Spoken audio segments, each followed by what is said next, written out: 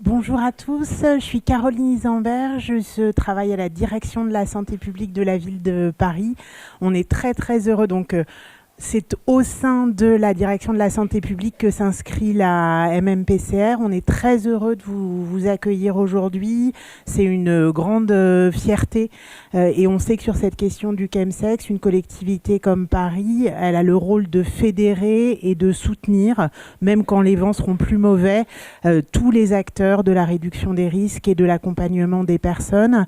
Cette table ronde qu'on va commencer maintenant, je la trouve intéressante à plusieurs titres, parce que je trouve qu'elle montre bien toute l'intelligence collective qui se fédère autour de cette question du chemsex. On a Ben Collins qui n'a pas vraiment besoin de présenter, que je vais inviter à nous rejoindre, qui est vraiment un très très grand monsieur de la lutte contre le VIH, à qui on doit énormément, et la façon dont les acteurs de la lutte contre le VIH ont su ces dernières années se réinventer pour répondre à la question du chemsex et être au plus près des demandes des personnes concernées. Je trouve ça tout à fait exemplaire. On va avoir, s'il est bien en ligne,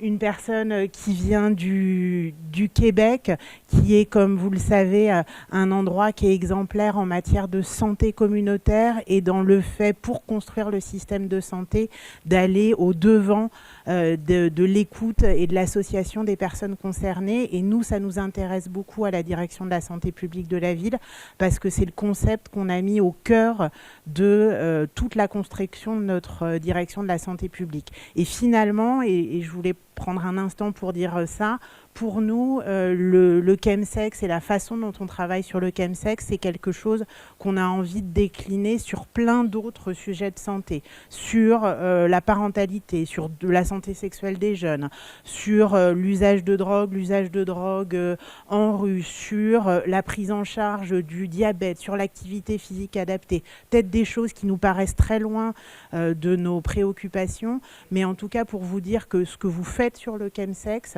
pour nous, c'est l'avant-garde de comment on doit penser tous les problèmes de santé qui se jouent dans une ville comme Paris.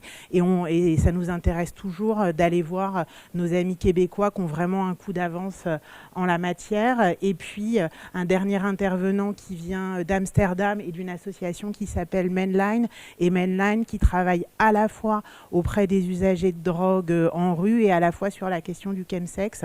Et je trouve ça très important qu'en matière de réduction des risques, on ait une approche globale et qu'on pense au-delà des frontières, et que finalement, les usagers de crack et les usagers de crack en rue, ils sont aussi victimes des mêmes lois répressives en matière de drogue que les chemsexers, et qu'il faut qu'on pense ces questions ensemble et qu'il faut qu'on réfléchisse ces questions ensemble. Et je suis particulièrement touchée qu'il y ait dans la salle aujourd'hui des acteurs qui travaillent toutes ces problématiques sans faire de limitations inutiles.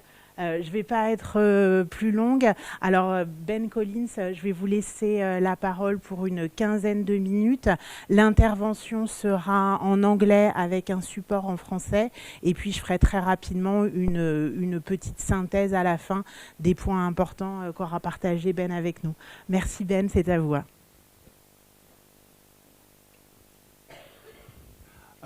Bon, merci.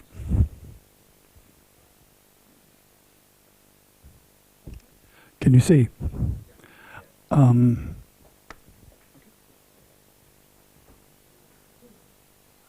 I think Caroline explained that you can see this on a QR code. Do you have the QR code?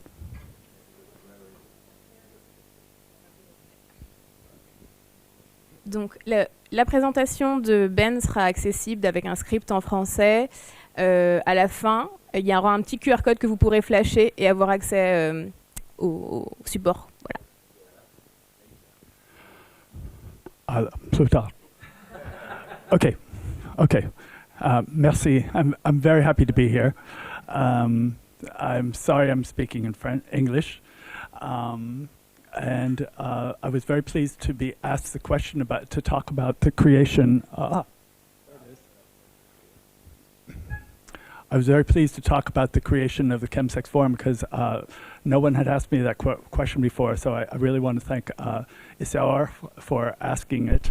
And it's also a pleasure to be speaking with Marc Ancial and from Montreal and Angela Voets from Mainline in Amsterdam. I know both of the teams that they work on, and it's been great working with them in the past. Here are the areas we'll cover, depending on time. Just a brief description of the activities of the ChemSex Forum, the context of the ChemSex Forum, a concept of living in syndemics. En français, syndémique, il s'appelle syndrome, is correct? Okay. Okay, so the translation is correct then, great. And then prospects beyond the West. I'll not be talking much about ChemSex concepts. Others will be doing that, but I look forward to your questions and comments after this session. These are the activities of the forum. There's also the website, and it will also be listed in the resources that you will have in the QR code. As you can see, we hosted 3 European ChemSex forums. They were called the European ChemSex Forums in 2015 to 2021. In COVID, we actually changed it to the ChemSex Forum in a very quiet way to avoid any hassles and cancellation issues. But we are an international ChemSex Forum, not just a European ChemSex Forum. The forums were in London, Berlin, and Paris between 2016 and 2019. David Stewart and I developed it out of an earlier process with Reshape, which I'll explain later. And do people know David Stewart? David Stewart's a very important person in ChemSex, and he and I worked together for a long period of time, and it was a real pleasure having him in this process. I'll very simply try to describe some of the characterizations of the forums. They were designed to be inclusive. They were bringing together 200 plus people each time. Researchers, service providers, healthcare providers, people engaging in ChemSex, those with past lived experience, GBMSM, trans people, non-binary people, and sex workers. We ensured engagement from Central and Eastern European, the Caucasus, and Central Asia. In the first, London was experiencing high rates of overdoses and deaths in 2016, and that was reflected in the content we provided. Rapes and crime were discussed quite openly in the ChemSex Forum, and it was a lot for people coming from smaller areas or areas where the ChemSex was not so evolved. And at a certain point, one gay man from Finland shouted out, people, where's the hope?" He was quite disturbed by what he was hearing. And a doctor stood up from 5016 Street and said, "The hope is that by providing integrated and non-judgmental services for a person around one issue, for example, ChemSex, that they would also get services around the other issues that they were facing." I'll refer back to this whole notion of where's the hope because it's become a theme in the work we do.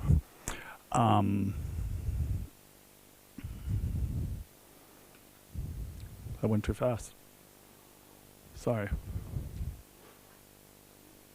Sorry, went too fast on mine. Yeah. Sorry.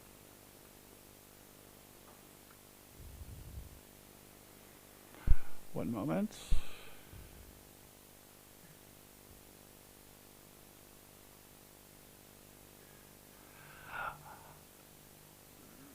By the time we got to Berlin, it was a very different situation.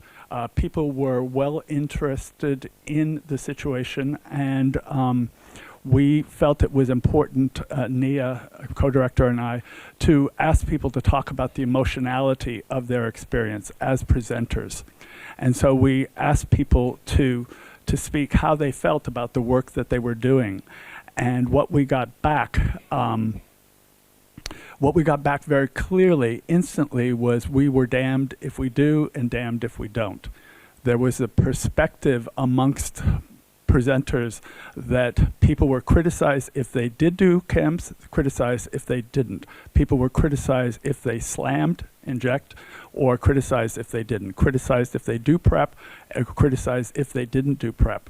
And what we saw was a very contentious community situation. And I think that, of course, this reflects a deeper sense of contention inside of the LGBT community, inside of other marginalized communities. And at the time, David and I were very clear that that this was important. But it wasn't until we saw the work of John Pachangkas and that resource will also be there. It wasn't clear until we saw his work that what we were really talking about was intra-minority community stress, intra-minority gay stress, that the people who we were working with in chemsex were much more impacted in the moment by the stress inside of their communities rather than the stress of than what you might call minority stress or stress from the society. Not that those aren't problems, not that those aren't the beginning of the kind of stress that people in the community experience, but we thought that was of note. And then by the time we got to Paris, worked with Fred Ledoux here and a number of other people at ED, we were able to platform several sophisticated community and research responses. There was an increase in the number of therapists at the forum. At that point, Nia and I felt that we should move beyond a focus of the chemsex forums to what we called training and exchanges and research and surveys. So you see those are represented also in those activities.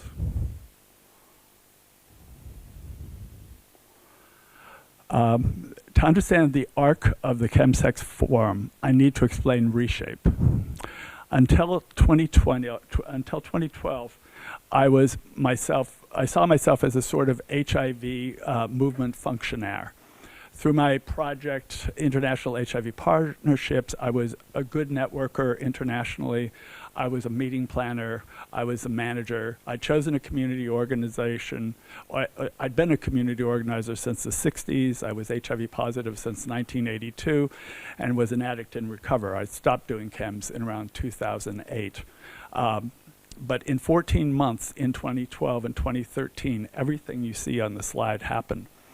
PrEP was approved in the United States, and it was very clear to me that PrEP was not going to be approved in other countries for a long time. That was really different than the way drugs were approved in the 20th century. We learned that in 2012, we learned that in 2011, the highest rate of new infections amongst gay men in the UK happened. It set a record, and hardly anybody talked about it. 2 weeks later, Spencer Cox, a very important HIV activist from the United States, allowed himself to die of AIDS-related conditions. Spencer had been very active in creating combination therapy. He was the one who had advanced it and got those decisions made inside of the government in the United States. After combination therapy became available in the late 90s, many of us who were activists and people living with HIV had an incredibly difficult time transitioning into a situation where we were going to be living.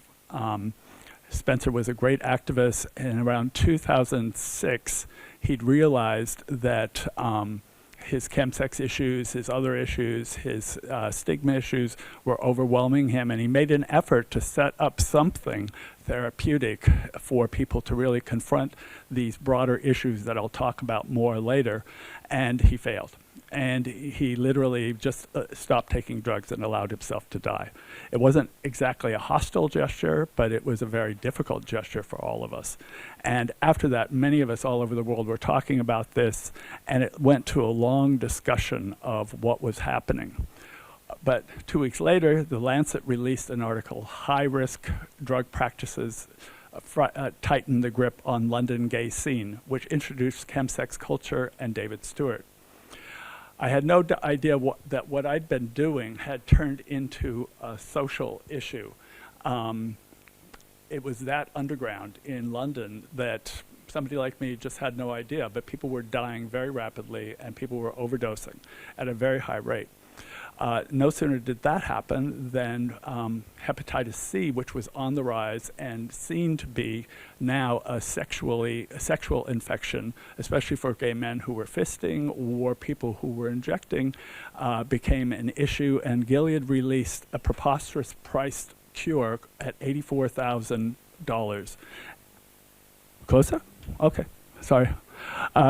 Gilead released a cure at $84,000 in a direct confrontation with the government, with healthcare providers, and the communities in the world to deal with this new type of pricing. And basically, they won and we failed.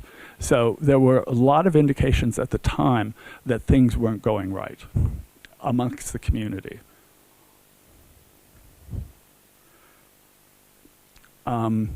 After Spencer's death, we came together. I was involved in, are we there? Yeah. We came together and I was involved in a wide series of discussions with activists, primarily in the UK. I had a kind of strange epiphany and realized that I had to stay awake to answer the questions you see there. What's happening with this movement? What's happening with leadership?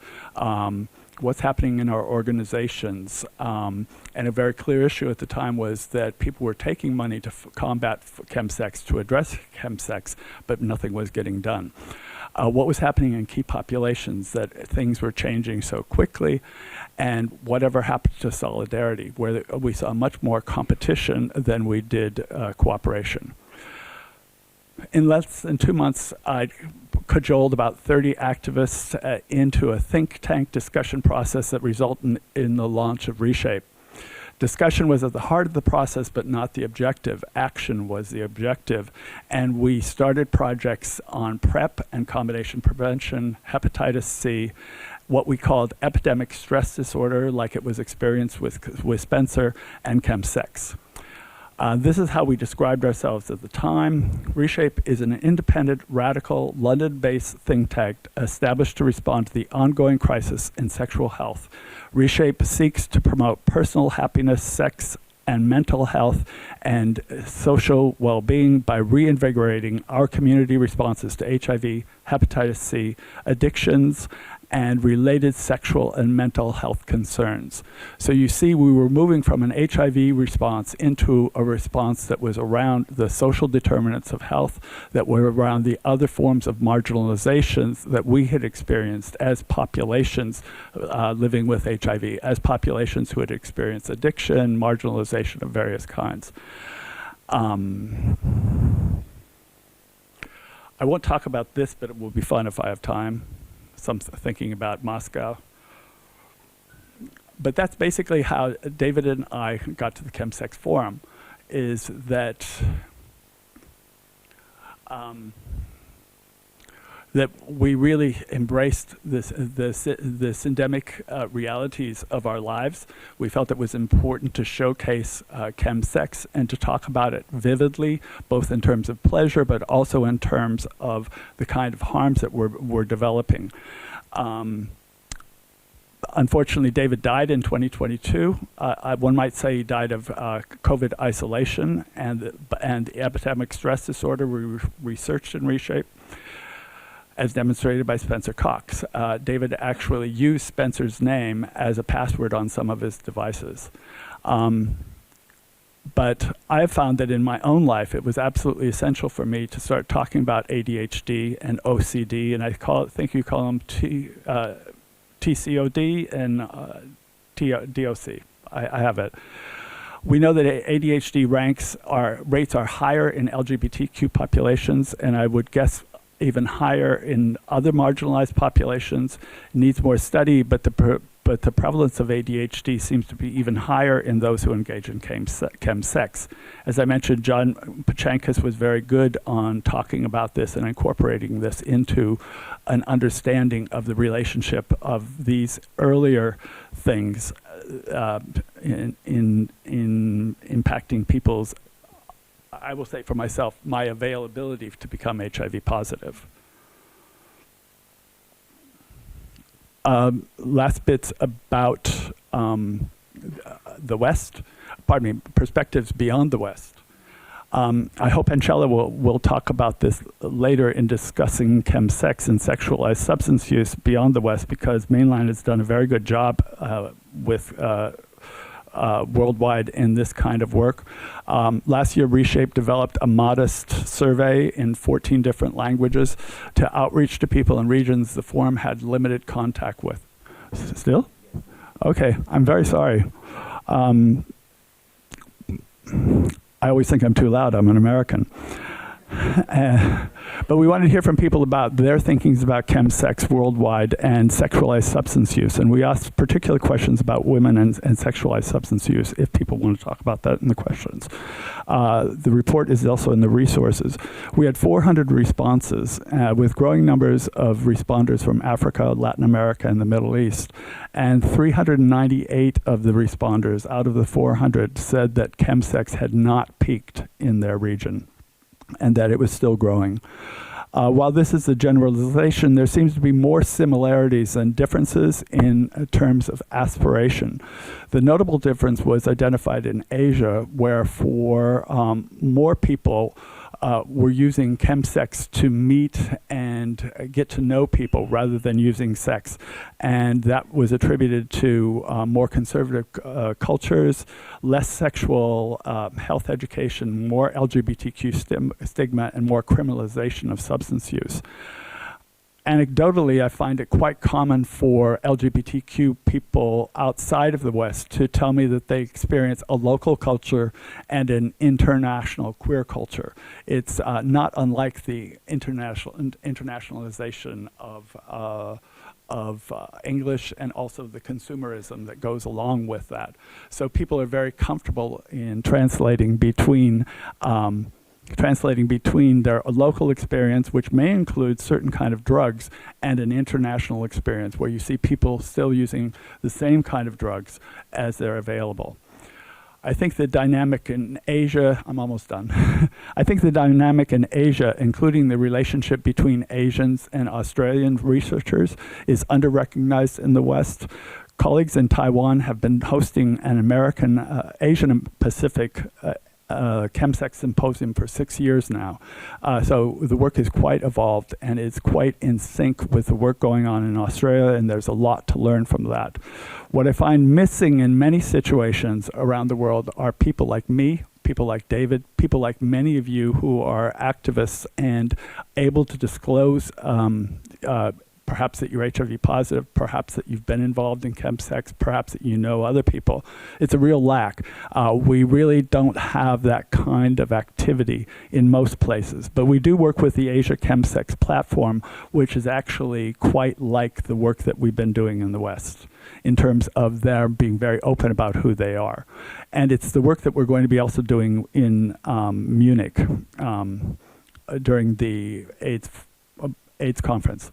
I think it's quite interesting to look at the syndemic relationship between supply economics, local conditions, and the stresses of modern living, and what seems to be a growing trend towards stimulants worldwide. So beyond chemsex, I think the reality is that many more people are, if they're going to try to avoid or try to engage with pleasure, it's much more in stimulants than it's going to be in opioids.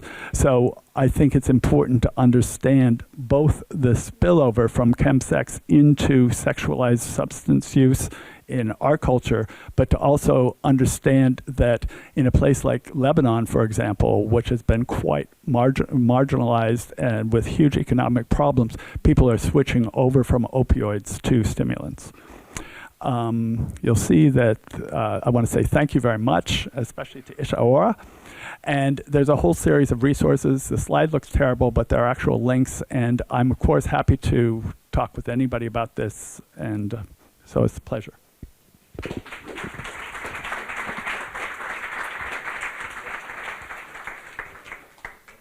Thank you very much, Ben. I will try to summarize, but under your control. So I know you speak French. You will control me. Je vais tenter une petite synthèse relecture de cette intervention, mais c'est un peu impressionnant parce qu'elle a été extrêmement riche et stimulante avec une forte dimension conceptuelle. Je pense qu'il va nous nourrir toute la journée. Donc Ben est revenu en fait sur l'historique de la mobilisation communautaire autour du chemsex à l'échelle européenne, avec une première étape à Londres en 2016 où l'alerte est donnée face à l'augmentation du nombre des overdoses et du nombre des décès liés au chemsex, et puis des discussions au sein de la communauté autour des viols et du consentement, et une conversation qui devient globale et avec une forme de désespérance. Je pense qu'on peut le dire, tu as employé avec insistance la question de l'espoir dans un moment sombre pour la communauté gay, et de quelle réponse pouvait-on apporter à ce désespoir qui pouvait s'emparer d'une partie de la communauté, et que la réponse à apporter, c'était des systèmes de prise en charge intégrés, mettant au centre les personnes concernées et dans une approche de non-jugement. La conférence de 2018 à Berlin, elle, a permis de travailler la notion de stress intracommunautaire, qui est une façon de décliner la question du stress de minorité qui est de plus en plus travaillée. Je regarde Mélissa, qui a une grande expérience et réflexion sur le sujet, sur comment, dans nos sociétés, la condition minoritaire et les discriminations qui vont avec exposent les minorités à des formes de stress, mais aussi comment, au sein de la communauté même, peut se dégager des formes de stress qui atteignent la santé mentale des individus. C'est bien ça, Ben, hein? Donc c'est cette étape de Berlin qui permet de mieux penser les choses et d'avancer ensemble. Et puis 2019, un événement à Paris qui permet finalement de faire monter les médecins et les médecins liés à la communauté dans le train, et puis de penser formation, de penser enquête, de penser recherche pour être plus efficace auprès des chemsexeurs. Et à ce moment-là, Ben, tu as fait un petit retour en arrière pour aller aux origines du projet ReShape plutôt, et à quel point l'année 2012-2013 dans ton parcours à toi avait été déterminante. Et là, tu es revenu sur plusieurs événements concomitants. D'une part, la mort de Spencer Cox, un activiste très important dans la lutte contre le VIH, et tu as employé l'expression du fait que Spencer s'était laissé mourir du VIH face aux difficultés, face au chemsex, aux difficultés qu'il éprouvait, et que ça a été un moment déterminant sur la nécessité d'une mobilisation un peu différente. Le fait qu'à ce moment-là, la même année, le Lancet fait un éditorial où ils évoquent cette question du chemsex, et comment tu l'as exprimé ainsi, ce qui était une question d'une pratique communautaire est devenu une question de santé publique, avec tout ce que ça crée quand on met dans l'espace public cette question du chemsex, avec aussi la stigmatisation que ça peut entraîner. Et puis 2013, l'arrivée des traitements contre l'hépatite C de Gilead, qui sont à la fois un immense espoir, mais à la fois aussi une immense difficulté, parce que Gilead va faire payer un prix extrêmement élevé et extrêmement injustifié. Je me permets de l'ajouter, mais je pense que tu seras d'accord.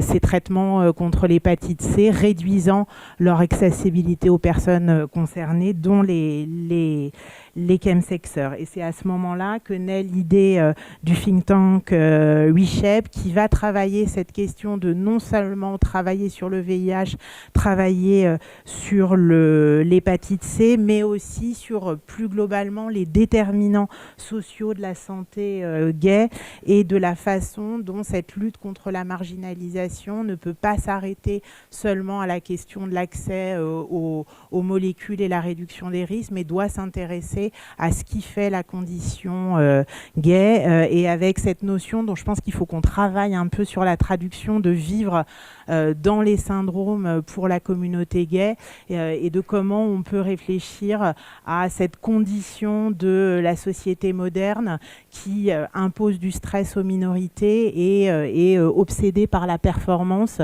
rendant les individus particulièrement fragiles.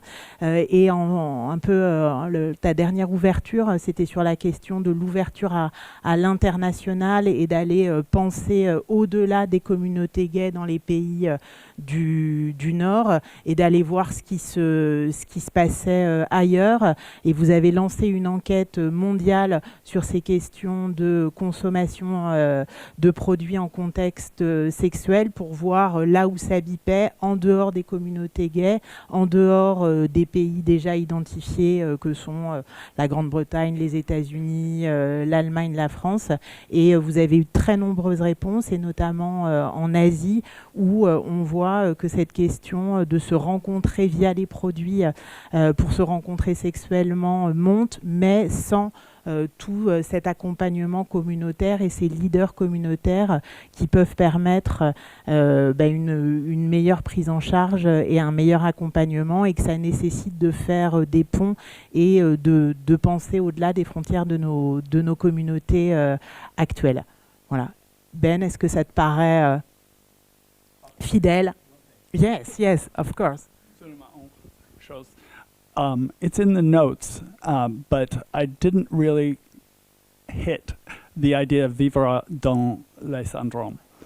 The Moscow slide shows there's an analysis that by the end of the 20th century, most mass movements, progressive mass movements in the West had collapsed or had become weaker.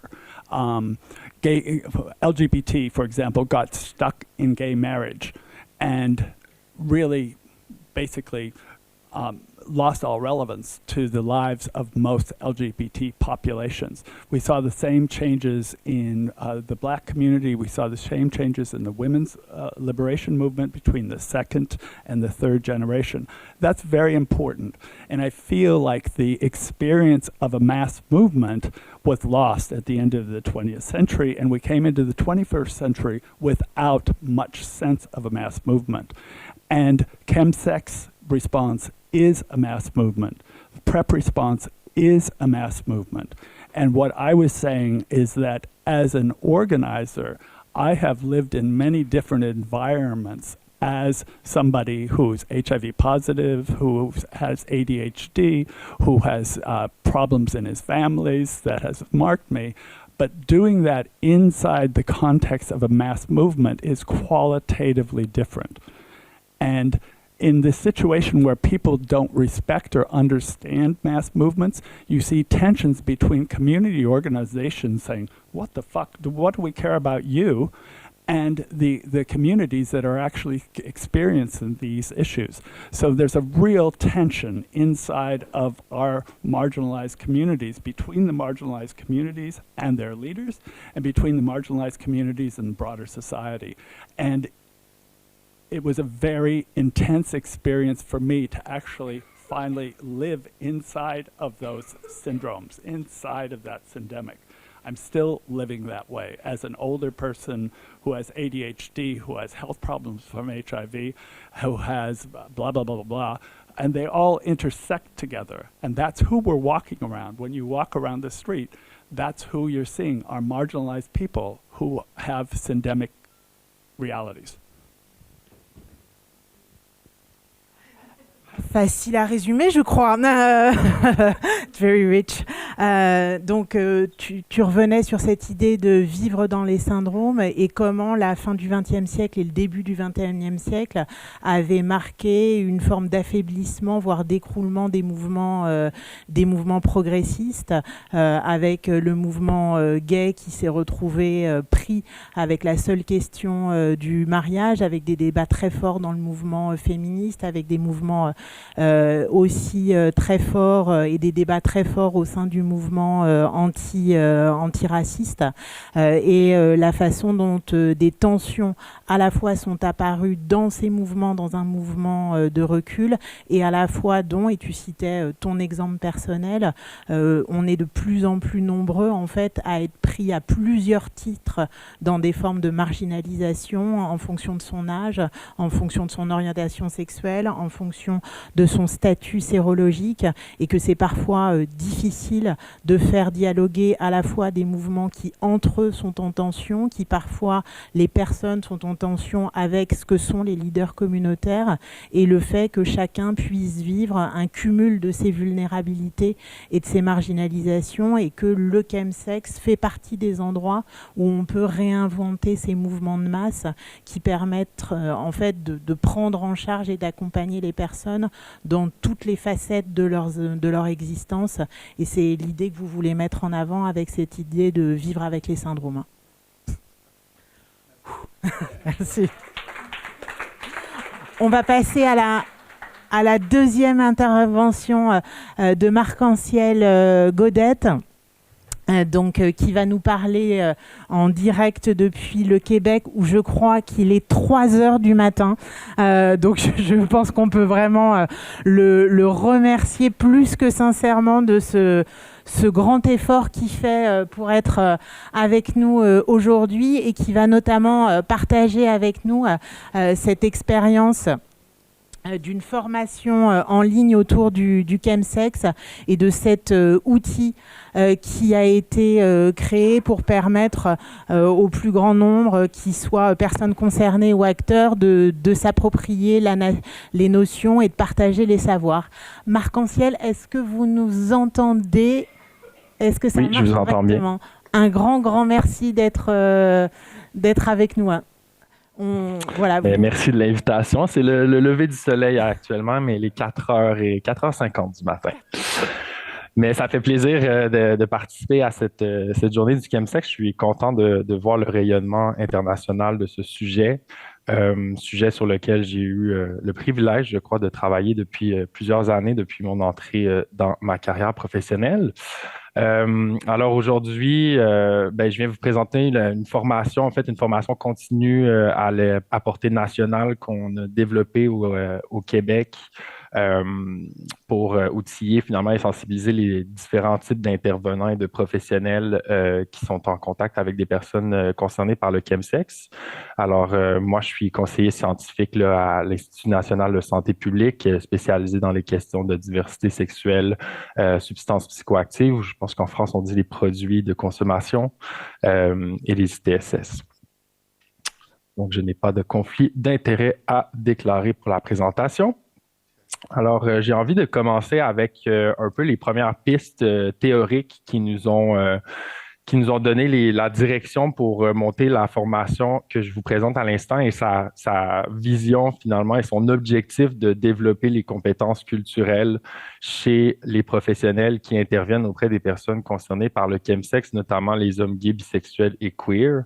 Donc, on ne peut pas vraiment passer à côté de David Stewart. Je suis content que Ben en a parlé aussi juste avant. Moi, ça a été la première lumière dans ce grand sujet du chemsex. C'est la première personne de qui j'ai appris ce que c'était et qu'est-ce que ça faisait dans nos communautés. Puis David Stewart, en 2019, dans un article intitulé Chemsex, Origins of the Word, A History of the Phenomenon and a Respect to the Culture, nommait certains aspects socio-culturels de la sexualité gay, qui avaient favorisé l'émergence du chemsex. Notamment, on l'a un peu nommé dans la présentation précédente, mais tout ce qui est la question du stress minoritaire, ainsi que le stress intraminoritaire ou intracommunautaire que j'ai cru entendre tantôt aussi, c'est des synonymes, mais aussi toute la question du traumatisme lié à la crise du sida et de la stigmatisation du VIH qui demeure toujours. On l'a entendu aussi dans la présentation de tout à l'heure, dans l'introduction au niveau des statistiques. C'est bien réel, puis on voit la même situation aussi de l'autre côté de l'Atlantique. Et bien évidemment aussi toute la question de la part des applications géolocalisées puis de la transformation de nos espaces de socialisation vers des environnements numériques qui a amené beaucoup de changements dans les manières qu'on se rencontre, mais aussi dans les manières qu'on peut avoir accès aux substances. Une autre étude québécoise, celle-ci, qui est l'étude PNP dans la diversité, dont le rapport complet là, est disponible en ligne. C'est une étude qui a été menée par l'Université du Québec à Montréal, la chaire Tradis, qui s'intéresse aux trajectoires de consommation et de sexualité. Dans cette étude-là, en fait, qui a interrogé 64 personnes qui vivaient une réalité de chemsex, les chercheurs ont on fait ressortir finalement, on conclut à différents besoins individuels, différents besoins d'intervention, ainsi que des besoins communautaires que je ne nommerai pas parce que c'est moins dans le cadre de ça, mais des besoins finalement qui ont été exprimés par les participants à ce projet de recherche. Puis notamment, ce qu'on voit dans les conclusions, c'est que les gens recherchent des savoir-être non stigmatisants de la part des professionnels de la santé et des services sociaux. Les personnes souhaitent que ces professionnels-là maîtrisent certaines connaissances culturelles et factuelles sur le chemsex et ses enjeux, que les personnes soient impliquées dans leurs soins, pas juste dans une position passive, et aussi que les professionnels finalement fassent preuve de certains savoir-faire également dans l'accompagnement et le soutien au rétablissement et à la réduction des risques. Donc ça nous a beaucoup aiguillé aussi dans les priorités de cette formation. Puis enfin, un autre exemple aussi, c'est le CrystalNet Project, qui est un projet de recherche en co-construction avec les personnes concernées par le chemsex, qui a été mené dans l'Ouest, principalement dans l'Ouest du Canada, par le centre de recherche communautaire CBRC. Donc, ce projet de recherche-là, en fait, cherchait à comprendre spécifiquement la nécessité d'un soutien et de services culturellement sûrs, donc cet aspect de sécurité culturelle, de compétences culturelles chez les personnes, les hommes gays, bisexuels et queer qui consomment en fait de la méthamphétamine.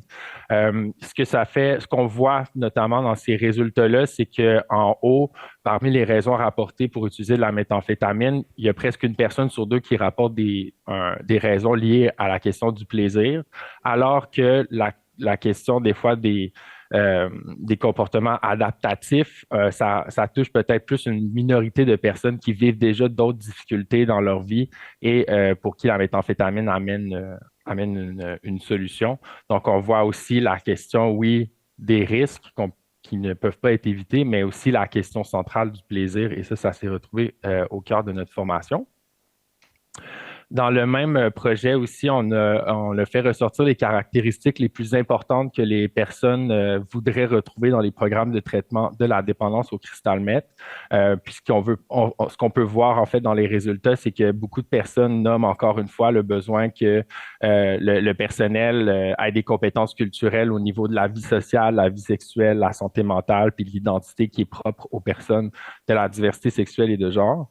Et aussi, qu'il y a une place au savoir expérientiel, à la présence de pairs aussi, de personnes avec un vécu de chemsex dans les services. On voit que c'est quelque chose qui est très important généralement dans les services en dépendance, en addiction. Je vais m'adapter au vocabulaire français. Et finalement, que les gens ont besoin d'une diversité de services et de diversité de types d'approches d'intervention. Donc, il n'y a pas un cadre unique qui peut fonctionner. Il faut à la fois de l'individuel, du groupe, des choses plus formelles, des choses plus informelles. Bref, ce rapport-là aussi est disponible en ligne si des gens veulent le consulter davantage. Ce qui nous a mené à développer notre formation. En fait, à l'époque, en 2018, une première formation avait été créée par la Direction de santé publique de la Ville de Montréal parce qu'il y avait le phénomène du chemsex se faisait d'abord voir dans la ville de Montréal. Puis on est allé un peu vite pour faire cette première formation-là. Puis ce qu'on s'est rendu compte, c'est qu'on tombait déjà dans la prise en charge de l'intervention chez des professionnels qui avaient peu ou pas de connaissances à la base des réalités de la diversité sexuelle et de genre, parfois de la consommation de substances ou des enjeux de santé sexuelle. On sait que tout ça, ça va ensemble quand on parle de chemsex. Il y a des croisements très clairs. Puis, la conclusion qui en est ressortie, c'est que les professionnels avaient besoin d'être sensibilisés. Il y avait comme des pas à faire avant de tomber dans l'intervention et de la prise en charge si on voulait que ce soit culturellement approprié et que ce soit pertinent pour les personnes visées par ces interventions. Donc, la formation qu'on a développée, son objectif général, c'est vraiment de soutenir l'intervention adaptée. Et là, la question de l'adaptation est centrale aux réalités et aux besoins des personnes pratiquant le chemsex. Donc, le principe qu'on s'est donné, c'est qu'on n'allait pas réinventer la roue, on n'allait pas réinventer une offre de service complète.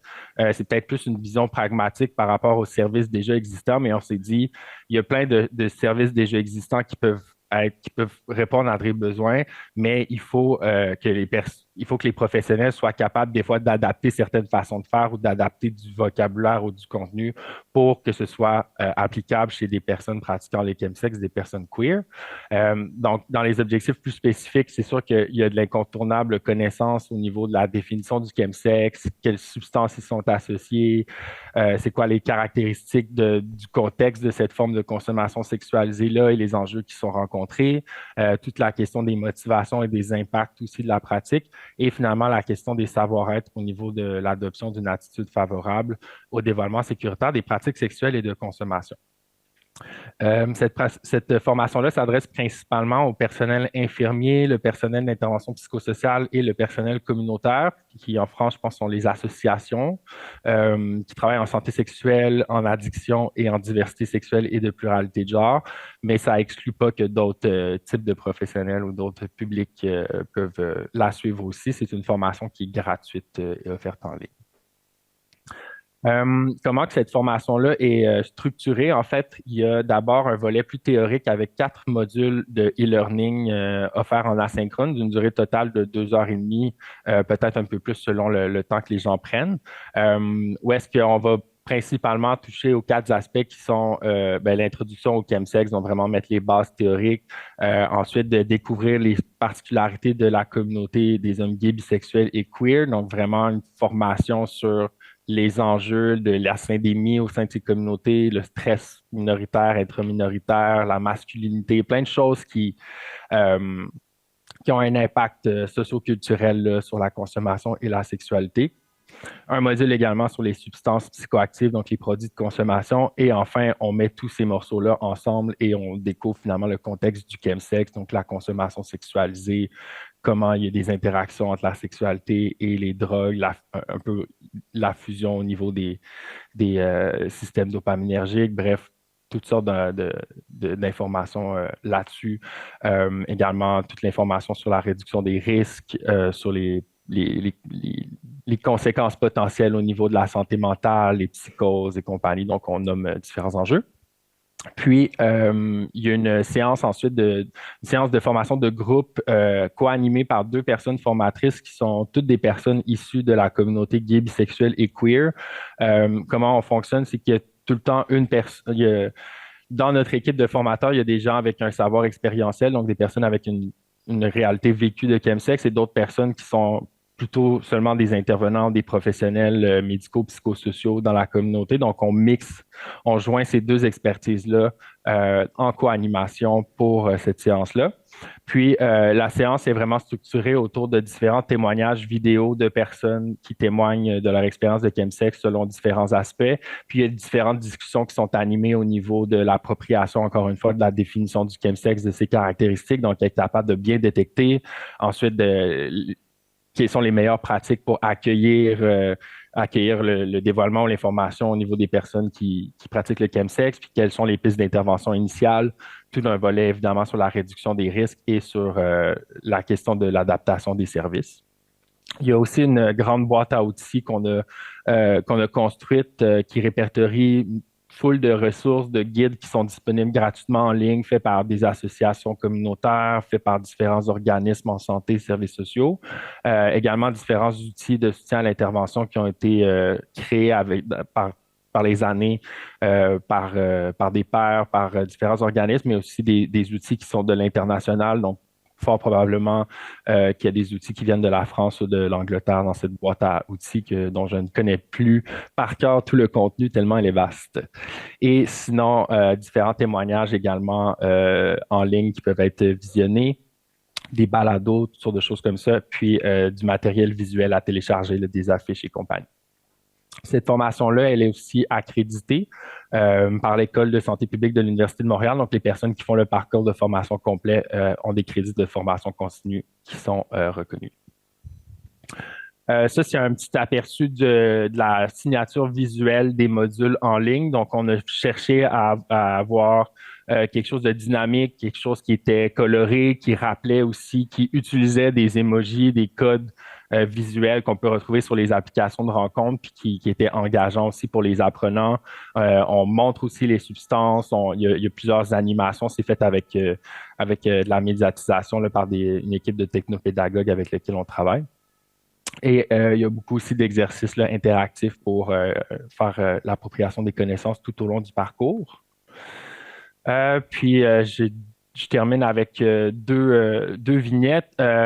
Au niveau des forces dont j'aurais envie de nommer pour cette formation, la formation est vraiment centrée dans ce qu'on appelle le modèle biopsychosocial. Donc, pour les personnes qui sont moins familières, c'est l'idée justement d'avoir ces trois sphères-là, la sphère plus biomédicale, la sphère psychologique et la sphère sociale. Dans le cas du chemsex, ben, ça nous montre finalement l'importance de comprendre les multiples facteurs et les interrelations qui contribuent à ce phénomène, puis aussi la nécessité d'adopter une approche qui est intégrée, on l'a parlé tout à l'heure au niveau des services, mais pour aborder ces comportements-là de manière efficace. Sinon, ben, là-dedans aussi, on traite toujours de la sexualité, de la consommation de substances avec la relation qui existe entre les deux au niveau du chemsex. Donc, quand je parlais tantôt de la fusion qui peut arriver au niveau de la consommation de méthamphétamine, des choses comme ça, ben, on traite toujours ces deux aspects-là ensemble, ce qui n'est pas traditionnellement le cas dans ces champs-là, ce qui est souvent un obstacle finalement, même dans l'organisation des services. On voit ces deux questions-là séparées, mais là, on les voit vraiment en simultané. Sinon, ben, l'intégration du développement des compétences culturelles, c'est quelque chose qui est assez jeune dans la pratique, mais qui tend à se diversifier, à s'implanter chez beaucoup de communautés historiquement marginalisées. Puis finalement, ben, l'implication vraiment à tous les niveaux des personnes gays, bisexuelles et queer, autant dans le comité scientifique qui a un peu chapeauté la démarche, que dans l'équipe de formation, que moi-même comme chargé de projet, jusqu'à la personne qui fait la narration des modules en ligne. On a vraiment cherché à impliquer beaucoup de personnes, puis je pense que ça transparaît dans le produit final. Puis finalement, dans les limites, ben, c'est sûr que des gens qui n'ont aucune connaissance de base en diversité sexuelle et pluralité de genre, c'est peut-être un contenu de formation qui est trop poussé pour ces personnes-là. Donc, on conseille de faire une autre formation là, en amont. Sinon, c'est sûr que c'est une formation qui est centrée sur plus les aspects de santé publique et pas nécessairement les aspects de prise en charge et de soins curatifs et de traitement. C'est pas tout à fait clair encore non plus de quoi ça a l'air finalement la prise en charge et le traitement, hormis un modèle comme la clinique à Londres de 56 Dean Street, qui est malheureusement pas la norme partout. Ensuite, ben, c'est sûr que la formation est basée sur la littérature scientifique, puis la littérature scientifique en chemsex, elle est majoritairement centrée sur les hommes gays, bisexuels et queer et occulte beaucoup la réalité des personnes trans, des personnes non-binaires et de d'autres formes d'intersectionnalité qu'on observe chez les personnes qui font du chemsex. Donc, il y a un besoin encore de développer les connaissances là-dessus, puis malheureusement, la formation peut avoir des limites à ce niveau, mais c'est quand même très bien nommé.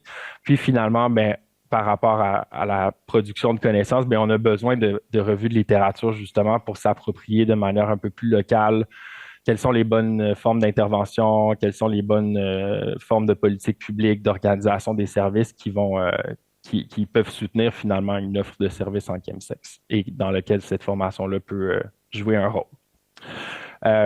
Puis finalement, ben, pour les personnes qui sont justement pas familières avec l'approche de sécurisation culturelle, donc quand on parle de développer les compétences culturelles, ça fait partie de l'approche de sécurisation culturelle qui est un concept autochtone. À la base, ça vient des communautés maoris en Nouvelle-Zélande, puis ça a été repris un peu partout dans le monde chez différentes communautés autochtones pour réaffirmer leur autodétermination dans les soins et les services qu'ils reçoivent. Ici, bien, on a le continuum justement de la sécurisation culturelle qui est différentes étapes qui nous amènent à prendre conscience d'une culture qui est différente de la nôtre, d'avoir l'humilité de se positionner comme apprenant et de ne pas savoir finalement, puis de ne pas nécessairement imposer sa vision du monde sur une autre culture. Puis on progresse vers la sensibilité, donc commencer à se sensibiliser, à acquérir certaines connaissances qui nous mènent après ça à des mises en pratique dans les compétences et ultimement, lorsqu'on adopte ça aussi dans les structures de nos organisations comme, mettons, la clinique 56 Dean Street en est un bon exemple. Lorsqu'il s'est complètement intégré, ça vient de la communauté, bien là, on atteint la sécurité culturelle. Et tout ça, finalement, ça permet en sorte d'améliorer les résultats en matière de soins et la qualité, la qualité des soins, pardon, et les meilleurs résultats en matière de santé, en augmentant nos connaissances, en augmentant notre compréhension, puis en adoptant des attitudes et des pratiques qui sont affirmatives là, des communautés avec lesquelles on dessert. Donc, c'est tout pour ma présentation ce matin ou ce midi, je ne sais plus. Si vous voulez accéder à la fiche de cours, vous pouvez scanner ce code QR, ça va vous mener au site là, de l'UNSP. Merci beaucoup. Enfin voilà, je sais pas si vous voyez, mais tout le monde tend son téléphone pour récupérer le QR code. Donc, je pense que c'est le signe que la formation fait très très envie. Je vous propose que sans tarder, on passe à l'intervenant suivant pour se laisser quelques minutes d'échange à la fin, avant la pause. Donc, qu'est-ce qu'on voyage? Donc là, on part à Amsterdam après le Québec.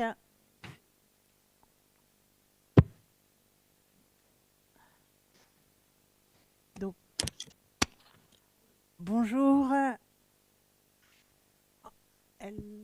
Ansela Wölz, bonjour. Est-ce que vous nous entendez? Oui. Oui, formidable, génial. Excusez-moi, j'ai cherché le bouton parce que je suis en train d'essayer de partager mon écran. Et puis, je faisais deux choses en même temps. Est-ce que vous voyez mon écran, en fait? On voit votre écran. C'est formidable. OK. Merci beaucoup. D'accord. Merci d'être avec nous à distance. Vous êtes experte en réduction des risques à l'association Medline et on vous remercie particulièrement de faire pour nous cette intervention en français. Eh bien, c'est à vous. Merci beaucoup. Je vais essayer. Merci déjà pour m'inviter. Je suis honorée d'être là, même si c'est en distance. Normalement, notre expert de Chemsec chez Mainline, c'est Léon Knoops. Je suis sûre que certains d'entre vous le connaissent, mais malheureusement, il ne pouvait pas être là aujourd'hui. Donc, c'est moi. J'ai entendu que ce matin, on a déjà parlé beaucoup des concepts, le contexte, les statistiques et très important, le stigma. Donc, moi, je ne vais pas parler de ça, même si c'est très important et je suis heureux qu'on en a parlé et qu'aussi on a parlé déjà de la criminalisation qui fait autant de problèmes, qui cause autant de problèmes. Mais ma présentation va être très pratique et aussi très locale. Donc, Ben, I'm sorry, I did not prepare anything on our international work. Je ne parlerai pas de notre travail international parce que moi, je pensais que ce sera pour ce meeting peut-être surtout utile de parler de nos expériences locales. Mais si nécessaire, je peux en parler plus tard. Donc voilà, Mainline existe depuis 1990. Il y avait à cette époque-là une grande population de gens qui s'injectent avec l'héroïne. Il y avait une estimation de 80 000 personnes qui s'injectent avec l'héroïne aux Pays-Bas à cette époque-là. Et nous, on se focalisait surtout sur cette communauté-là et un peu plus tard aussi sur les gens qui commençaient à fumer du crack. Donc surtout les gens marginalisés dans la rue. Et les chemsex, pour nous, c'était pas connu, mais aussi un peu un autre monde. Mais quand même, la même année, c'était le Summer of Love. Et dans les scènes des gays, on voyait déjà un peu de consommation de drogue dans les clubs et en combinaison avec le sexe. Mais c'était encore assez petit et c'était pas, tant qu'on sache, pas trop problématique. Donc les gens se contrôlaient dans leur usage de drogue, n'avaient pas beaucoup de problèmes. Donc en fait, nous, on n'en faisait rien encore. Ça a changé bien 20 années plus tard, au fait.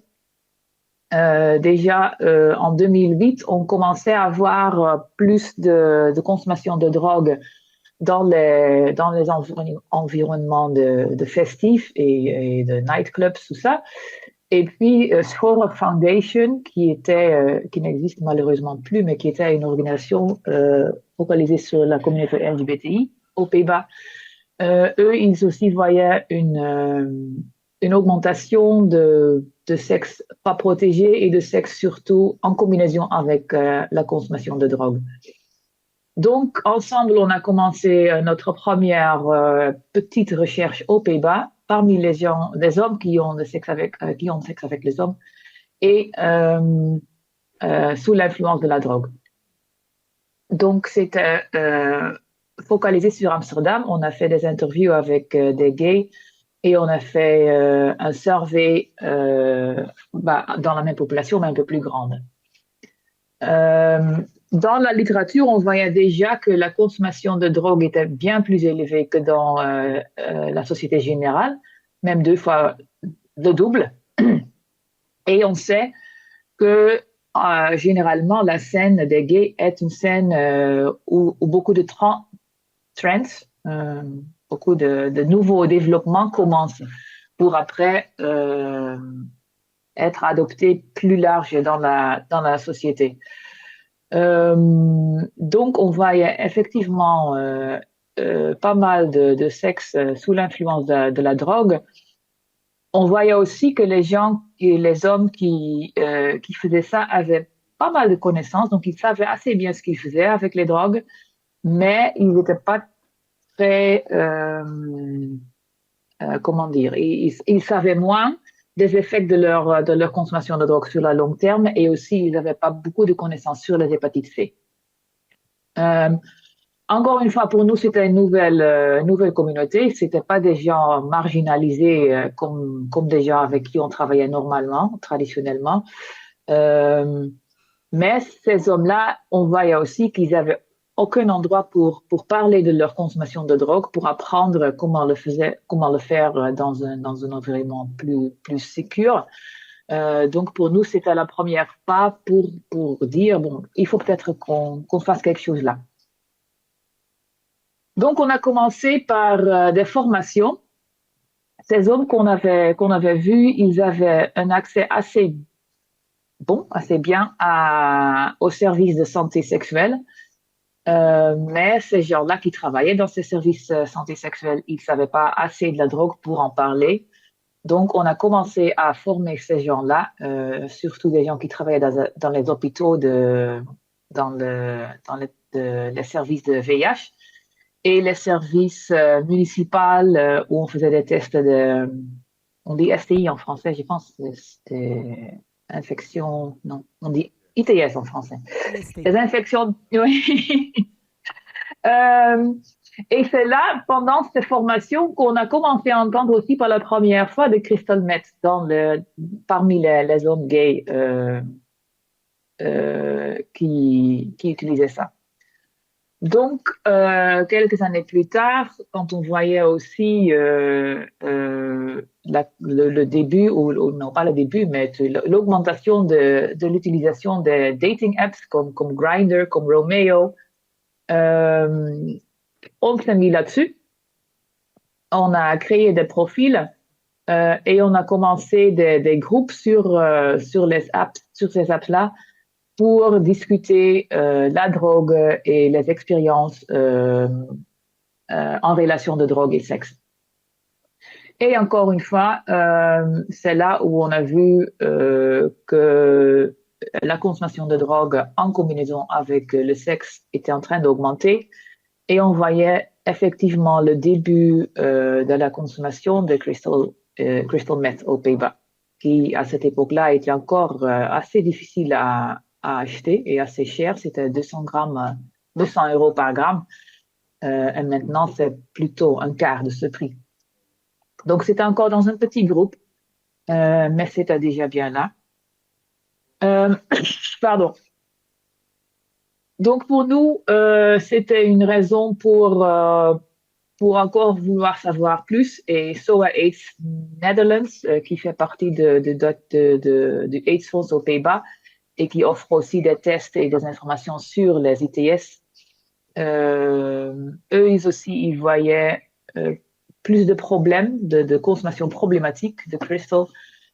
Donc, ensemble, on a fait la deuxième recherche qui se focalisait sur la consommation de crystal meth et spécifiquement sur l'injection de ce produit, donc slamming. On a fait des interviews encore une fois et je ne sais pas si GP c'est clair pour vous. Donc on a fait des interviews avec les hommes qui ont sexe avec les hommes, mais aussi avec des professionnels dans le santé mentale qui travaillent dans le service de VIH, mais aussi de l'addiction. Et le GP, c'est les cabinets de médecine générale. Les médecins généralistes, on dirait. Voilà, exact, merci.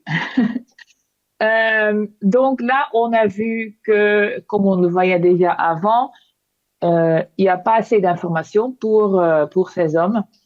Si l'information existe, ils ne le trouvent pas. Mais souvent aussi, l'information facilement n'existe pas parce que c'est pas focalisé sur leur pratique. Donc, par exemple, quand ils apprennent comment s'injecter, ils l'apprennent par d'autres personnes. Souvent, c'est pas super correct ou il manque une partie de ces capacités. Donc, on voyait beaucoup d'abcès, par exemple, et des hématomes. Et aussi, comme ils achetaient souvent leurs produits, la drogue, mais aussi les seringues et tout ça online, il n'y avait pas d'endroit pour les discard, pour les jeter, au fait, d'une manière sécurisée. Et même si on n'était pas focalisé sur ça, on voyait aussi que le crystal était assez souvent fumé dans des petits types de verres. Qui devenaient super chauds et comme elles sont petites, ça aussi, ça donnait un risque pour les poumons, pour les lèvres. Donc, encore des potentiels risques additionnels. Les gens qui travaillaient dans les services d'addiction, ils connaissaient pratiquement rien sur le crystal meth. Donc, c'était pour les hommes qui utilisaient ça, c'était assez difficile de se rendre là et de parler de leurs problèmes dans ces endroits-là. Et comme Marc aussi parlait de la sécurisation culturelle, ça n'existait pas vraiment. Donc, les hommes, ils se sentaient même pas sûrs ou en sécurité pour parler de leur expérience dans ces endroits-là. Encore une fois, ils avaient une bonne accès au service de santé sexuelle, mais encore une fois, pour parler de leur expérience avec la drogue, c'était pas le bon endroit. Donc là, on voyait que vraiment il y avait des besoins et on a intensivé notre travail dans ce domaine. Et on a commencé de produire du matériel informationnel. Donc, on avait déjà une magazine pour les gens qui consomment la drogue générale. Là, on a donc fait quelques magazines spécifiquement sur le chemsex. Et on a aussi développé des brochures spécifiquement sur le chemsex en néerlandais et en anglais. Parce qu'il y avait il y a une grande communauté internationale qui ne parle pas nécessairement néerlandais, mais qui engage dans le chemsex aux Pays-Bas. Donc, on a produit ces matériaux-là. Là, c'est spécifiquement sur le slamming, sur l'injection. Et aussi, il y a une brochure pour les gens qui veulent qui veulent arrêter le chemsex. Donc, tout ça, c'est fait en travaillant avec la communauté, donc pour être sûr qu'on a la tone of voice, donc l'approche qui est adaptée à cette communauté. Et comme vous voyez, on parle de l'injection, on parle de quitter, on parle aussi de l'hépatite C, de comment contrôler la consommation et comment de consommer d'une manière plus sûre. En même temps, on a commencé des groupes d'autosupport à Amsterdam dans notre bureau. Nous, on est juste une petite ONG à Amsterdam avec un bureau et puis on n'a pas de drop-in center ou des autres espaces. Mais donc, on commençait les mercredis soirs quand quand le bureau était vide, a organisé des groupes pour les hommes qui voulaient soit avoir plus de contrôle sur leur vie sexuelle et leur consommation de drogue, ou les hommes qui voulaient quitter ou qui avaient déjà quitté ces pratiques, qui étaient assez difficiles parce que pour beaucoup de ces hommes, arrêter avec la consommation de drogue aussi voulait dire soit arrêter le sexe ou réinventer une vie sexuelle sans drogue. Donc souvent on ne parle pas de s'arrêter, mais on parle de prendre une pause qui est un peu moins lourde. Et on commençait aussi de faire du counseling individuel, surtout par téléphone, comme ça on pourrait donc parler avec des gens dans tout le pays. Et tous les deux services, on les fait jusqu'à maintenant. Et Ben, il parlait déjà du European Chemsex Forum. Donc, le premier, il y avait aussi des organisations des Pays-Bas. Et quand on rentrait de ce forum, de cette première rencontre, avec 5 organisations, on avait décidé de commencer un réseau de chemsex à Amsterdam qui se rencontre 2 fois par an pour signaler des nouveautés, des développements, pour organiser des activités ensemble et pour faciliter les références entre les uns et les autres pour donc supporter la communauté.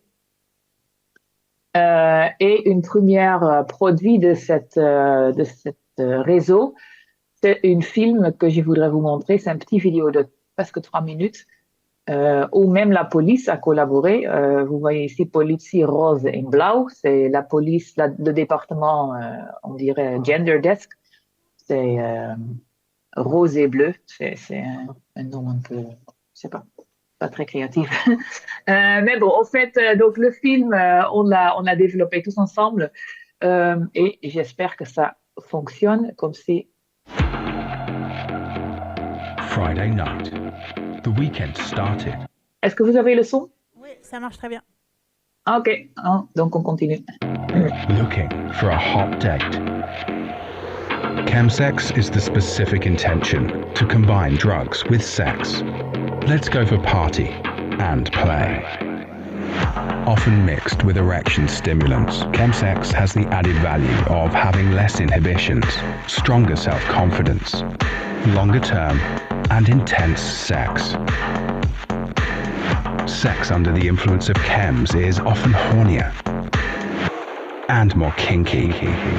Most men use drugs consciously, in a safe and controlled manner. They don't face any serious health or sexual problems. They know to respect each other's sexual limits and to take care of each other when needed. That if somebody passed out or struggles with psychotic issues, they can call 112 for advice or medical assistance. But a steadily growing group of men is losing control and looking for support. They struggle with mental issues, physical issues, and sexual issues, sometimes ending up in dependency, using more often as planned, slowly becoming isolated. How to keep sex horny. How to ensure that sex on chems remains a pleasant experience. Everything is changing. In the Netherlands, you can find objective info, advice, free drug testing, and support about chemsex and harm reduction. Let's talk about chems and sex with your partner, sex buddies, a close friend, or our organizations. More and more men with problematic chemsex issues have positive experiences with the current care on offer. Be informed, use reluctantly, and keep it fun.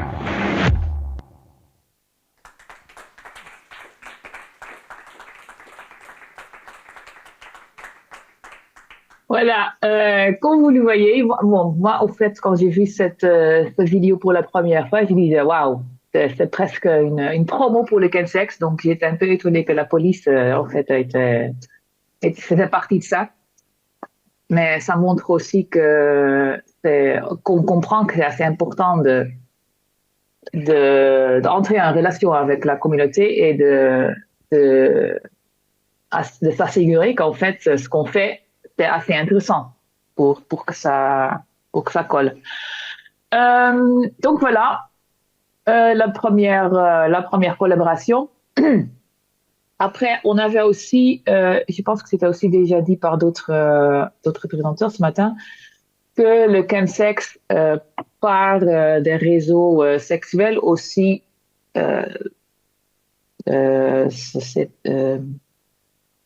voyage, on va dire, dans des autres scènes.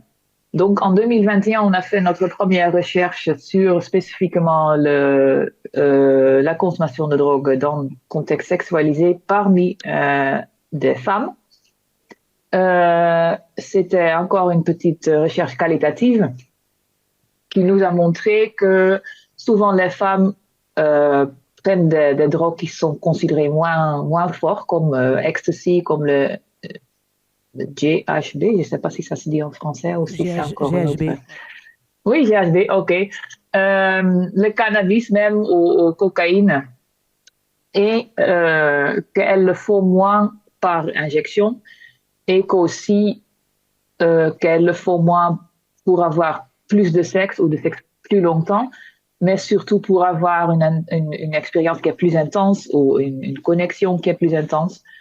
Et que la plupart d'entre elles aussi ont du sexe sans drogue, ce qui n'est pas souvent ou n'est pas toujours le cas dans les scènes de gays qu'on voyait.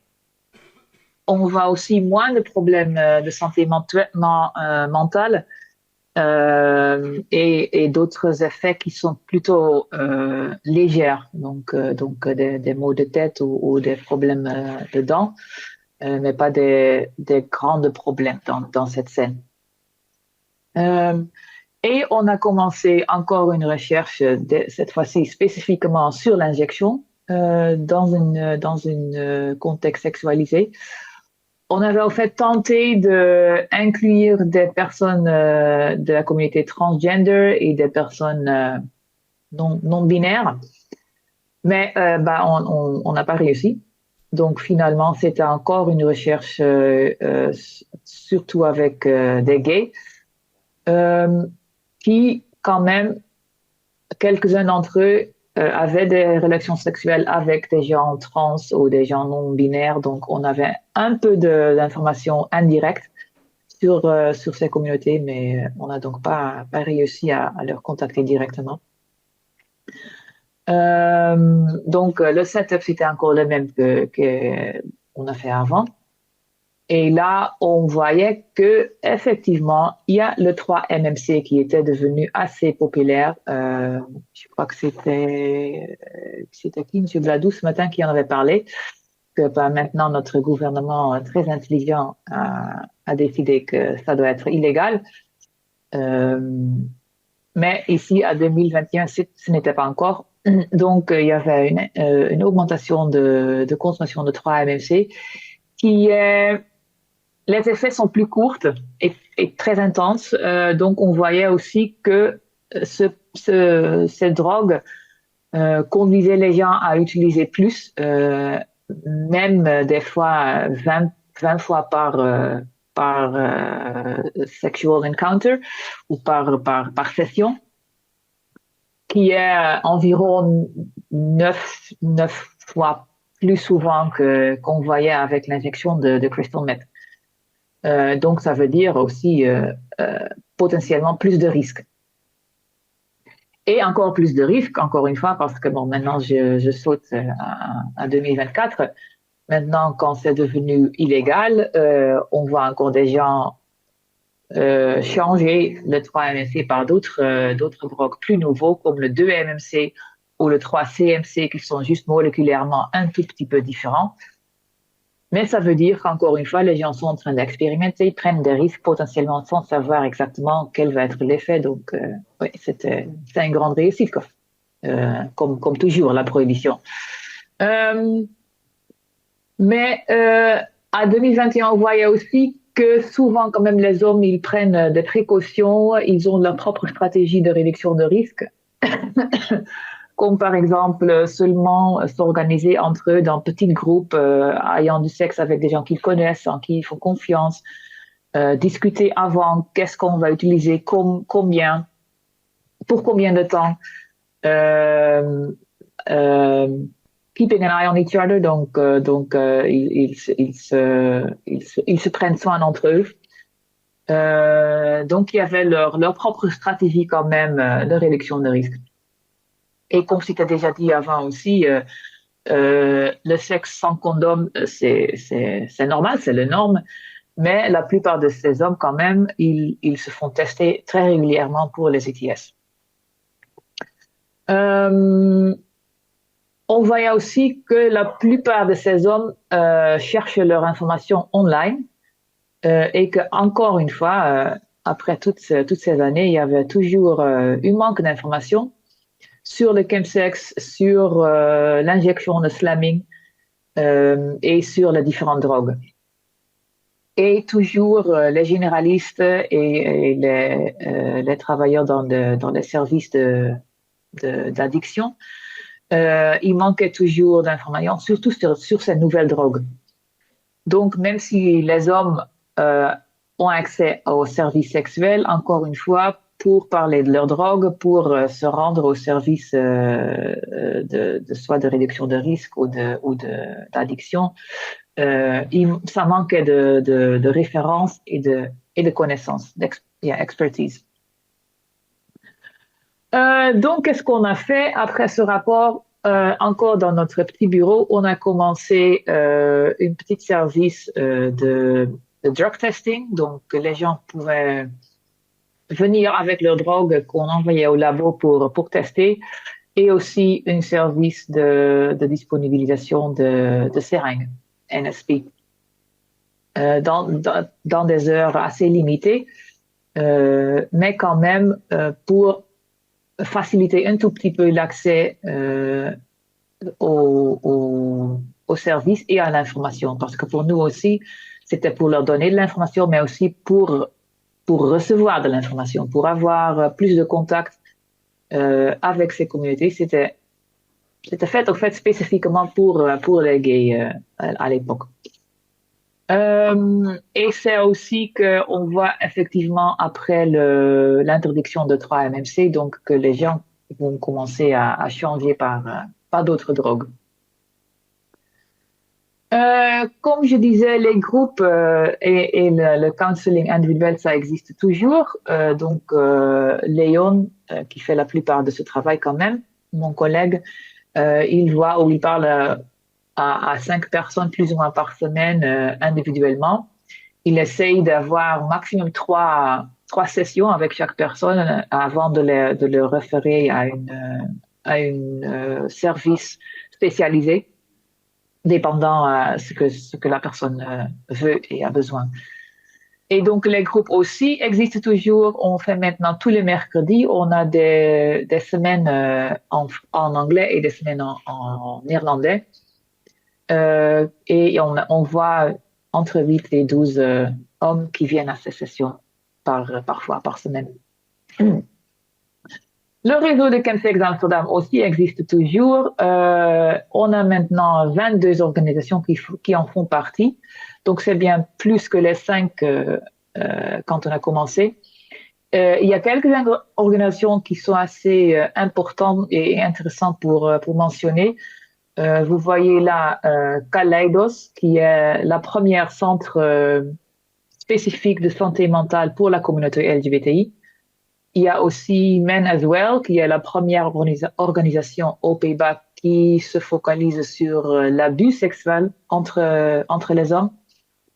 Et il y a aussi Queer and Sober, qui est une organisation qui organise des activités sociales pour les hommes qui ont arrêté le chemsex, pour leur offrir bon, quelque chose à faire dans une vie qui est des fois un peu vide.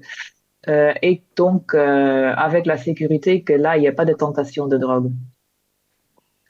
Dans le même temps, on voit aussi que les services d'addiction commencent à comment dire, améliorer leur connaissances et leurs services.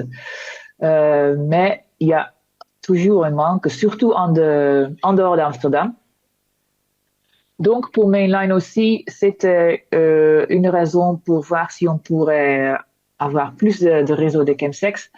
Vous voyez ici un plan d'Amsterdam, un plan de Pays-Bas avec le A où il y a Amsterdam, où nous sommes. Et on a commencé aussi un réseau à Zuid-Holland, qui est la province en rouge, dans le presque sud-ouest. On a commencé un réseau dans le nord des Pays-Bas où il y a 3 provinces qui se sont organisées ensemble, les 3 en top, Friesland, Groningen et Drenthe. Et puis il y a un réseau à Overijssel qui est juste en dessous, dans l'est, nord-est. Donc vous voyez que le travail commence à s'élargir, mais qu'en même temps, il manque encore une grande partie des Pays-Bas. Et ça veut dire aussi que les services sont toujours pas au niveau qu'on voudrait les voir. On a aussi développé un website sur le chemsex en néerlandais et en anglais. On a plus ou moins 100 jusqu'à 150 visiteurs uniques par semaine sur ce site, où il y a 4 éléments différents. Donc, le premier, c'est l'information sur la drogue, sans moraliser, bien sûr, factual information. Il y a des tips, des advice, non, des conseils de réduction de risque sur la consommation plus sûre et le sexe plus sûr, je sais pas comment on dit. Après, il y a une partie sur comment arrêter, si on peut prendre une pause ou si on veut arrêter le chemsex, un peu de conseils et de support là-dessus. Et dernièrement, il y a une page où les gens peuvent chercher du support spécialisé. Donc là, on voit que il y a des petits carrés où on peut choisir sur quoi on veut de l'aide. Donc on en voit juste 3 là, mais en bas sur la page, il y a beaucoup de catégories différentes. Et aussi, il y a une catégorie qu'on ne voit pas ici pour les proches et la famille. Donc, j'ai fait une petite page séparée pour ça. Parce que c'est vrai, comme on disait ce matin, pour les gens autour des personnes qui ont des problèmes avec le chemsex, il y a aussi un besoin d'information et des fois de support. Donc, ici, on explique comment on peut parler du chemsex avec une proche. Et aussi, si on veut de l'aide spécialisée, où le trouver. Et à droite, vous voyez un petit bouton rouge pour les gens qui ont vraiment un besoin urgent. Et donc, ça va sur les numéros d'urgence aux Pays-Bas. Finalement, donc, si on regarde un peu en dehors de scène des gays, on voit de plus en plus de consommation de drogue dans les contextes sexualisés et aussi dans les autres scènes. Nous, on trouve qu'on n'a toujours pas assez d'expérience là-dessus. On a commencé cette année une recherche dans la communauté de transgender à Amsterdam. On n'en a pas encore les résultats, mais j'espère que, bon, en fait, c'est prévu pour juillet. Donc, comme ça, on va encore voir s'il faut élargir encore les services. Et puis, c'est tout. Vous voyez ici l'adresse email de notre team, notre équipe chemsex et le numéro de Léon, encore une fois notre expert, notre leader de ce team. Et puis, à part ça, je voudrais juste dire merci. Et s'il y a des gens qui vont aller à la conférence de SIDA à Munich, je serai contente de vous voir là-bas et de continuer la conversation. Merci beaucoup.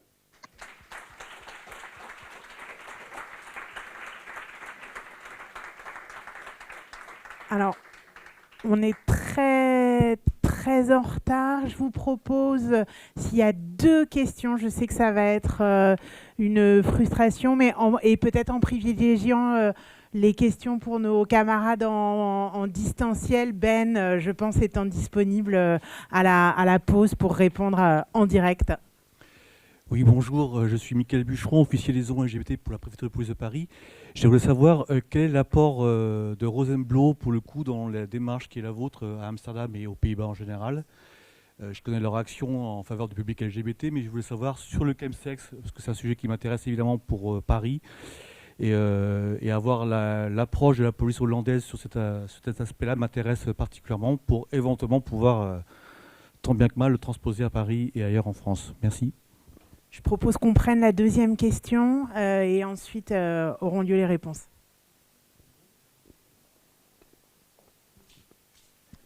Oui, bonjour, Renaud Delacroix, je suis intervenant au CARUD de Aide à Paris. Je voulais juste soulever une question. Quand on a commencé à recevoir des chemsexeurs au CARUD en 2012-2013, moi, une des choses qui m'a frappé, c'était, au-delà de tout ce qui a déjà été développé, c'est la place de l'injection et le fait que le passage à l'injection n'était pas du tout perçu par les consommateurs comme sur les autres usages de drogue, comme le passage à quelque chose d'entre guillemets un peu plus grave, d'un usage plus dangereux et plus risqué. Mais au contraire, et c'était frappant, à l'époque, tous les chemsexeurs qu'on recevait au CARUD étaient pour aller vite, des vieux séropos. Et le passage à l'injection, y compris la génération qui avait connu les années 80, avec où le seringue égale héroïne, junkie, overdose, mort, il n'y avait pas du tout cette vision-là. Au contraire, la seringue revenait plutôt comme une médicalisation de leur usage de chems, qui était lié en particulier pour certains, je me souviens, co-infectés qui avaient connu l'interféron, les traitements avec injection. Il y avait un truc un peu comme ça qui était présent. Alors là, je pense surtout aux camarades québécois qui est revenu sur les trucs de Stewart et les 4 éléments là qui reviennent sur l'émergence du chemsex et l'aspect, l'histoire les traumatismes, les stigmatisations liées à la crise du sida. Est-ce que cet aspect-là, moi c'est un truc qui je trouvais assez frappant dans l'émergence du chemsex et du slam en particulier, ce rapport à l'injection où on a des gens qui ont 50 piges, qui n'ont jamais pris de drogue de leur vie, qui ont fumé 3 pétards quand ils étaient à la fac, et quand ils commencent les chems, c'est direct l'injection, sans passer par le sniff et des choses comme ça. Et ça, je trouve que c'est assez spécifique au chemsex, ce rapport à l'injection qui n'est pas, je trouve, vu comme le passage à quelque chose de plus grave, entre guillemets, mais au contraire, une espèce de médicalisation de la défense. Voilà, merci. Ancela, on vous laisse répondre sur la police et peut-être Marc Anciel sur la question de l'injection. Oui, merci. Franchement, quand on a fait cette vidéo avec la police, au fait, on a fait la vidéo, c'est Mainline qui l'a produit. Et puis, je pense que la police, ils ont contribué un peu de finances, mais ils n'étaient pas du tout engagés, au fait. Donc, bon, je vais pas dire qu'on est déçu parce qu'on l'est pas, parce que déjà ils ont quand même approuvé de ces vidéos, mais il n'y a pas une approche que je sache très active de la part de la police quand on parle du chemsex. Donc ils ont leur gender desk qui s'appelle rose et bleu. Ils ont, on va dire, un peu de connaissances quand même. Ils ont l'esprit assez ouvert là-dessus. Mais on ne peut pas vraiment dire qu'il y a une approche active dans le chemsex. Donc, c'est tout ce que je peux dire. Désolée. Marc Anciel, sur la question de l'injection et de ses représentations. Je trouve ça intéressant. Je ne sais pas vraiment quelle réponse je peux te donner à ça, outre que ce serait intéressant d'avoir de la recherche qui s'intéresse aux rituels de consommation. Tu sais, moi, je travaille aussi dans une salle de consommation supervisée à Québec. Puis, tu sais, c'est quelque chose, le rituel de consommation est très spécifique selon les substances, selon les personnes aussi qui vont consommer. Donc, j'aurais juste envie de dire que c'est une question à approfondir, mais honnêtement, j'ai pas de compréhension plus affinée de si ça a un lien direct de médicalisation avec le VIH, mais certainement que les traumas s'expriment de plein de façons, des fois, et de différentes manières qui peuvent, des fois, on fait pas tout le temps les liens, là, mais Voilà, je sais pas, je n'irai pas plus en profondeur là-dessus. Merci beaucoup. On va être obligé de s'arrêter là, j'en suis désolée. On a 10 petites minutes de pause et on reprend à midi, pile, pour l'autre table ronde.